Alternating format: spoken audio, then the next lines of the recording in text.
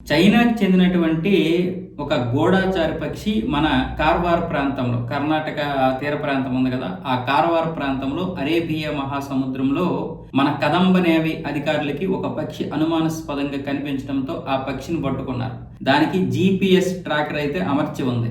అది ప్రస్తుతానికి GPS ట్రాకరే కానీ దాన్ని ఇప్పుడు పరిశీలిస్తున్నారు. అది చైనాకి చెందినదిగా పోలీసులు అయితే గుర్తించారు. అందులో ఎకో ఎన్విరాన్మెంట్ అని ఉంది చైనా భాషలో. దాన్ని డీకోడ్ చేసి మనోళ్ళకి సంప్రదిస్తున్నారు. ఆ సంస్థకు చెందినటువంటి వారిని. వాళ్ళు ఎందుకు స్పందిస్తారు? వాళ్ళు అస్సలు స్పందించరు. ఇలాంటి వాళ్ళు ఎన్నో వదిలి ఉంటారు ఇలాంటి పక్షుల్ని. అయితే ఇది చైనాకి చెందినదిగా గుర్తించి పోలీసులు అయితే అక్కడ కేసు నమోదు చేశారు.